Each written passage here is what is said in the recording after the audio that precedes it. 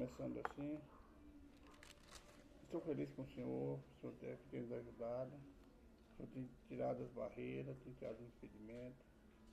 Deus é forte na nossa vida, na minha e na tua. Nós temos que aprender, entender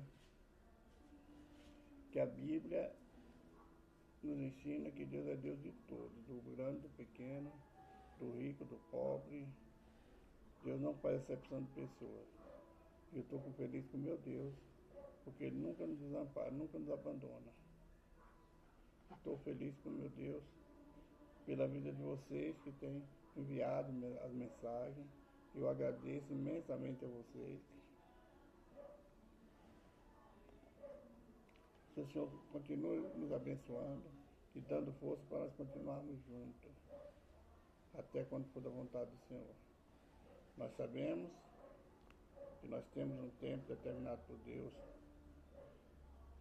Tem uns que cuidam da saúde, tem um tempo mais longo, né? E outro que abandona a sua saúde, às vezes tem um tempo. Mas tudo é a vontade de Deus, Deus é conforme Deus quer. Não é a minha nem a tua vontade. Sabedoria Deus deu a todos nós, para cuidar do que Ele nos deu. O mais precioso, a vida. Ele nos deu para a gente cuidar da família. Também nos deu sabedoria. E também da nossa vida espiritual. Se nós não cuidarmos da nossa vida espiritual, nós somos folha seca.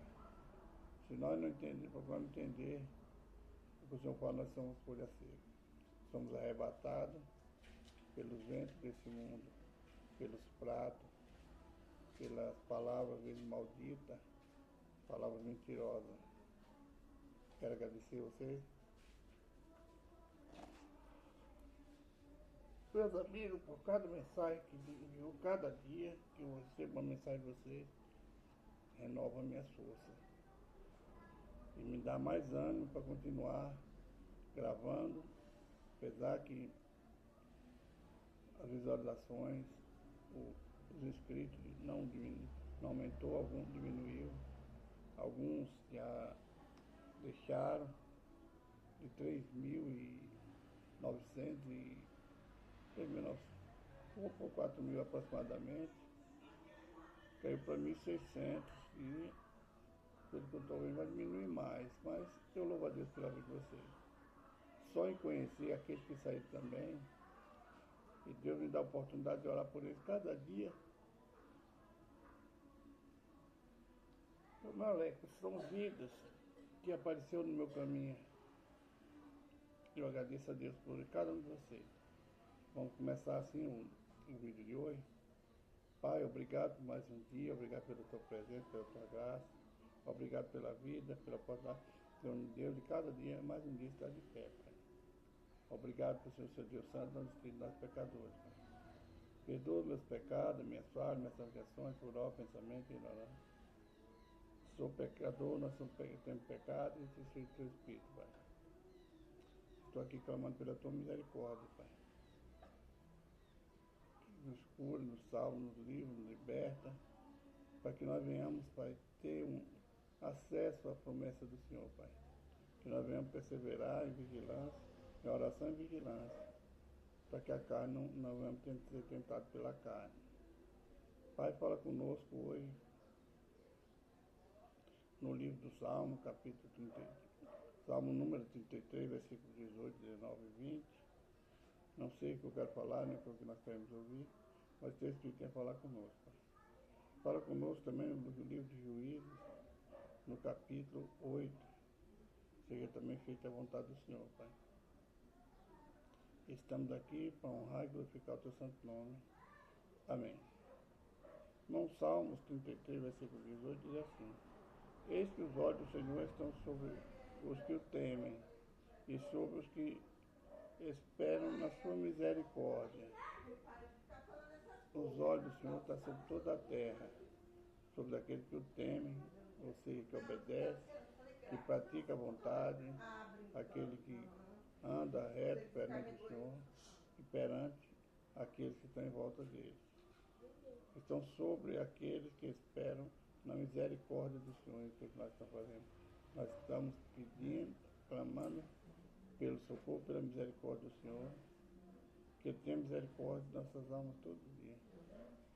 Que erramos, pecamos, falhamos, pedindo a Ele, clamando ao Senhor pela misericórdia, para que nos dê força, para nós permanecermos na presença dEle, de pé. Versículo 19 diz: para livrar a sua alma da morte, para livrar a nossa alma, né? O nosso espírito vai voltar para o Senhor. A nossa alma, nós temos que ter zelo dela, para que ela não morra. Morrer a alma é ir lá para o Hades, lugar de tormento, esperar a condenação, para ser lançado no fogo que arde. Essa é a alma na morte. Nós pensamos muitas vezes que o que nós sentimos aqui, lá no futuro, eu já pensei isso quando eu não entendia, não sabia a escritura, que quando eu morresse eu não ia sentir mais nada. Eu não sabia, naquele tempo, que dependendo da nossa vida, e o fogo ia arder continuamente e minha dor ia ser pior do que eu senti. Sinto hoje. É a dor da alma. E nós temos aqui nessa terra algumas coisas que machucam a nossa alma. As perseguições, as mentiras, as calúnias, a falsidade. Isso machuca a nossa alma. Mas nós temos que vigiar e pedir força ao Senhor, que os olhos dele estão sobre nós. Aqueles que temem, sobre aqueles que esperam na misericórdia, nós estamos clamando misericórdia do Senhor, para que Ele livre a nossa alma dessa morte espiritual que nós estamos vivendo aqui na terra. E para os conservar vivos na fome. Quando diz fome, pode ser a fome do alimento, a fome da água que perece, mas pode ser a fome de não entender a vontade de Deus, a fome da palavra, a sede da vontade do Senhor, de entender o que Deus quer falar conosco. Irmão, já tem um pouquinho de anos que eu leio a Bíblia e eu tenho fome de aprender. No meu momento de abrir a minha Bíblia para estar meditando, é como se eu estivesse comendo um manjar muito gostoso, e é um manjar gostoso, que dá vida, que dá sabedoria. Eu entro com você, eu vou com você, talvez você vai na festa, eu não gosto muito de festa. Às vezes eu faço alguma reunião aqui em casa, é pequena, que não tenha barulho. Você pegar, entrar no churrasco, assim, eu aprendi, eu li a palavra do Senhor, queria aprender dele. E outra coisa, irmão, eu não gosto que ninguém chegue nessa hora. Às vezes eu fico no meu quarto, fechado. Eu gosto de ficar aqui nessa área também, que aqui é calmo. Mas de repente pode chegar uma pessoa. É muito difícil, mas eu prefiro ficar no meu quarto fechado. Mesmo lá, às vezes, as pessoas me importunam. Chegam perguntando alguma coisa, falando alguma coisa. Então eu tenho fome, não da comida, que essa Deus nos dá, mas nem sede dessa água que perece. Eu tenho sede e fome de aprender do Senhor. Versículo 20. A nossa alma espera no Senhor. Ele é nosso auxílio e nosso escudo. Nossa alma, nossa carne também espera no Senhor. É Ele que nos auxilia, Ele que nos dá força. Escudo, Ele é que nos protege. Ele é aquele que nos segura, para que nós não venhamos cair, que nós não vamos fazer nada que desagrade a Ele.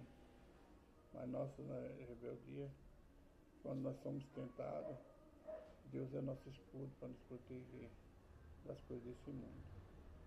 Esse é Salmo 33, versículo 18, 19 e 20. Eis que os olhos do Senhor estão sobre os que o temem e sobre os que esperam a sua misericórdia, para livrar as suas almas da morte e para os conservar vivos na fome. A nossa alma espera no Senhor. Deus é nosso auxílio e nosso escudo. Salmo 33, 18, 19. Vamos agora aos livros de Juízes. Livro dos Juízes, né? Capítulo 8. Vamos continuar com Gideão. Gideão é aquele da tribo de Benjamim que estava malhando trigo escondido no lagar para que os midianitas e o povo do Oriente não viessem roubá-lo. O povo de Israel era atacado por eles nesse tempo, porque Deus permitiu pela desobediência do homem. Então Gideão, um homem, estava com medo, mas ele não podia ficar parado por causa da fome, né, do alimento. Então ele teve a ideia de ir lá para o lagar, colher o trigo, bater o trigo. Aí o anjo do Senhor aparece e ele chama ele para libertar o povo de Israel. As palavras são essas: o Senhor é contigo, o varão, vai nessa tua força que você vencerá os midianitas. Ele põe em dúvida. Fala, Senhor, porque ele soube todas essas coisas. Deus não entrou em questão com Gideão, mas somente falou, vai, eu que te mandei, vai nessa tua força. Ele fez provas com Deus. Irmãos, nós precisamos fazer prova com Deus. Mas cuidado, primeiro ver se a tua vida está reta. Eu tenho que ver se minha vida está reta. Mas é necessário. Se eu quero fazer uma coisa, faça a prova com Deus, se é da vontade dele. Ele não vai chegar para você e falar como ele falou com Gideão. O anjo do Senhor falou com Gideão. Ele vai te dar os sinais. Você vai seguir o passo a passo. Não é errado fazer prova com o Senhor. Muitas vezes nessa terra nós temos dúvidas no que devemos fazer e não devemos fazer. Talvez ele vai enviar um dentro da sua casa mesmo para cuidar, para te ensinar, para te explicar, para te ajudar. Deus tem sua forma de trabalhar. Então Gideão, Deus foi com ele. Agora, no capítulo 8, Gideão apazigua os israelitas e mata os reis dos midianitas. Os efraimitas é o povo de Efraim, que quando Gideão estava no aperto, eles não quiseram ajudar Gideão. Gideão foi para a guerra contra os midianitas e venceu. A batalha foi vencida por ele, pelo povo de Israel. Então os efraimitas, o povo de Efraim, se levanta contra Gideão porque não chamou para a guerra. Gideão se humilha e fala que ele não fez nada em vista do que eles fizeram. E quando ele precisou, eles não ajudaram. Temos, irmão, que ser verdadeiro nas coisas que nós fazemos. Não podemos ficar procurando meio termo. Gideão foi verdadeiro. Quando eu estava na batalha, você não foi me chamar, você não foi me ajudar. Não põe desculpa. Não fala que o povo era pequeno, era pouco. Virão outras guerras na tua vida. Se aconselha, principalmente com os mais velhos, com as pessoas que têm mais experiência. Lembra lá do filho de Salomão, quando foi reinar? Ele pediu conselho aos anciãos, eles deram um conselho bom, mas ele preferiu ir no conselho dos jovens, aonde o reinado dele foi destruído. Por cuidado com quem te aconselha, cuidado das palavras que vêm a teu ouvido e você faz. Procure conselho com pessoas que você sabe, com pessoas que já passou por algum problema, que talvez por meses você está passando, para você não cair na cilada escutando quem não tem experiência. É muito comum a gente ver senhoras, né, mulheres, dando mau conselho, homens também, dando mau conselho a seus amigos. Né? Então vamos lá. Então os homens de Efraim lhe disseram, que é isso que nos fizeste, que não nos chamaste quando foste pelejar contra os midianitas e contenderam com ele e fortemente. Porém ele disse, que mais fiz eu agora do que vós, Não são porventura os rabiscos de Efraim melhores do que a vítima de Eliezer? Deus vos deu na vossa mão os príncipes dos midianitas, Oreb e Zeeb. Que mais podiam logo fazer do que vós? Então a sua ira se abradou para com ele quando falou esta palavra. Aí Gideão deu uma palavra sábia. Deus deu sabedoria a Gideão para responder ao povo de Efraim, mostrando que o que ele fez, o combate dele foi melhor, era um combate mais forte do que o de Gideão. Quando a pessoa vier contender com você, mostre para ele o valor que ele tem para Deus, o valor que ele tem para ele mesmo, o valor que ele tem. Eita, mosquito, tem um mosquito aqui, meu irmão, com misericórdia. O valor que ele tem para Deus e tem para a sociedade. Todos nós que estamos sobre essa terra, nós temos um valor. Esse valor que nos dá é Deus. Ele nos dá também sabedoria. Então eles vieram com a ira sobre Gideão porque não chamou para a peleja. E ele mostrou para eles o valor que eles tinham. O tanto que ele era valoroso vencendo a batalha também. Pessoas mais poderosas, reis mais poderosos. Né? É assim que nós devemos trabalhar. Nós virando as costas, nós nos tornando inimigos, nós nos tornamos cada vez mais amigos das pessoas que muitas vezes se levantam contra nós. Às vezes as pessoas contendem com nós, se levantam, e nós viramos as costas, nós falamos palavras que não é do agrado de Deus. Temos que buscar a sabedoria do Senhor. Estava, tem uns poucos minutos, até atrasou meu vídeo, está conversando com meu irmão, sempre ele veio na hora de trabalhar, infelizmente é a verdade. Ele falou, ele só chega para você falar no livro de Jó. Ele falou que lê, vai ler, vai ler. Você vai ficar em 42 capítulos da Bíblia, enquanto a Bíblia toda te mostra seus erros, seus acertos. Enquanto a Bíblia todinha mostra como você deve levar a sua vida, você vai ficar preso num livro. Irmão, quando eu comecei a ler a Bíblia, eu não fiquei preso num livro. Também eu não conhecia. Depois que eu comecei a entender a Bíblia, eu acho uns livros mais interessantes do que outros. Não que seria melhor. Nós temos o livro de Daniel, um livro forte, né? Temos dos profetas, mas isso não quer dizer que eu vou ficar só parado ali, só, porque a Bíblia toda tem profecia. A Bíblia tem palavra que edifica, consola, que salva, que cura. Então não vou ficar parado somente com a leitura. A gente costuma ver as pessoas paradas sempre no salmo. Nós vemos saudações na igreja, a maioria, eu vou por 99,9% são salmos.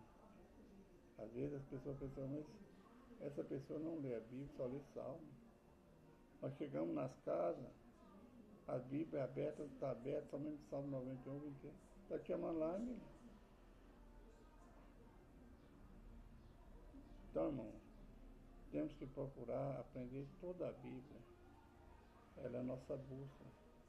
Não é gostar de um livro e parar naquele livro, não. Temos que seguir em frente. Agora, versículo 12.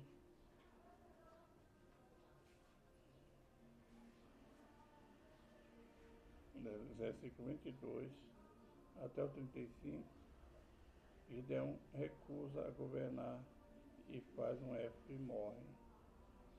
Éfode é um enfeite, um ídolo, ele fez. O povo de Israel chama Gideão para governar. Vamos ler? Então os homens de Israel disseram a Gideão: domina sobre nós, tanto tu como teu filho, filho do teu filho, porquanto nos livraste da mão dos midianitas. Porém Gideão lhes disse: sobre vós eu não dominarei, nem tampouco meu filho sobre vós dominará. O Senhor sobre vós dominará. Outra resposta sábia de Salomão, de Gideão. Quando o povo, porque viu a vitória que ele teve contra os midianitas, eles viram o homem Gideão, a sabedoria que Deus deu, mas não viram a força de Deus na vida de Gideão. Que aquela guerra foi guerreada por Deus.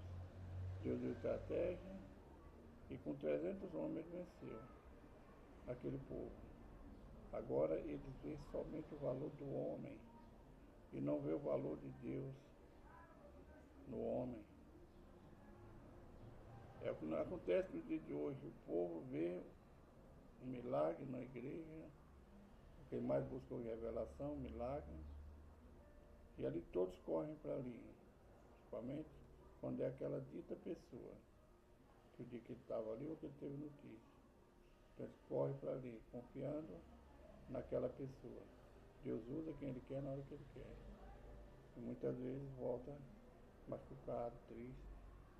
Gideão não quis entristecer o povo de Israel. Ele falou que nem ele, nem os filhos dele, ninguém reinaria. Era Deus e Deus que reinar. E nós vemos hoje pessoas que são usadas pelo Senhor, o povo correndo para eles começam a se vangloriar. Eles começam a se exaltar. Eles esquecem que aquele poder quem deu foi Deus. Quem é aquela autoridade também foi Deus que deu, Deus que fez. E as pessoas correm muito. Eu não gosto de fazer isso. Para mim, cultos são todos cultos. Deus opera no dia que Ele quer, com quem Ele quiser, na hora que Ele quiser. Deus usa o menor dentro da igreja. Não é necessário nós corrermos atrás de profeta. Eles correram atrás de Gideão e falou, não. Gideão falou, eu não, nem meu filho. Deus vai ser sobre você.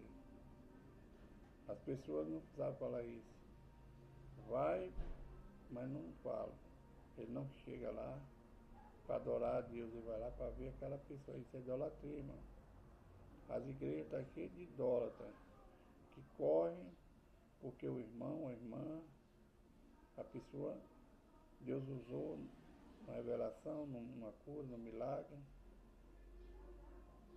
Na Bíblia mesmo nos ensina. Quando no tempo de Elias, quantas pessoas estavam passando fome naquele local? O povo de Israel, quantas pessoas estavam passando fome? Mas Deus mandou ali somente aquela viúva de Sarepta. Ele mandou ali.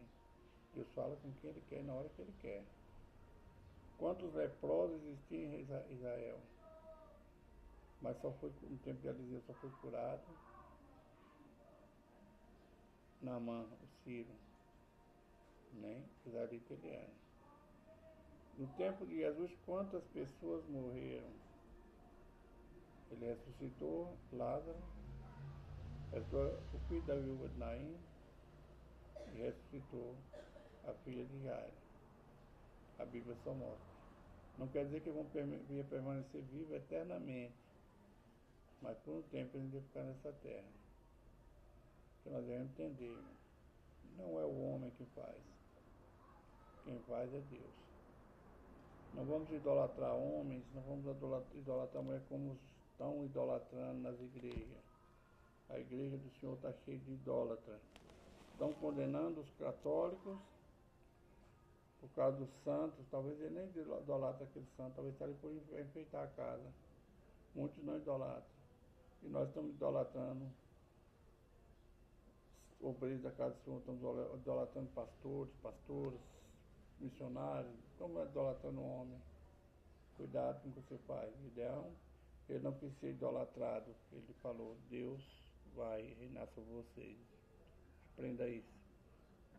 Vamos fazer uma oração só, Pai Nosso, que meu tempo acabou, não. Pai Nosso que está no céu, santificado seja o teu nome, a nós teu reino. Seja feita a tua vontade, na terra como no céu. O pão nosso cada dia nos dá hoje, perdoa nossas vidas. E que nós perdoamos nosso devedor, não nos deixe cair em tentação. Mas livra do mal, porque teu reino, poder, agora para todo sempre. Amém. Irmãos, o tempo acabou, foi rápido, eu não vigiei. Era muita coisa, ainda tinha mais, queria ter um vídeo maior. Jesus Cristo está voltando. Jesus te ama, eu também te amo. Vamos nos preparar para encontrar com o nosso Senhor, o Senhor nosso Deus. Um abraço do irmão Jorge.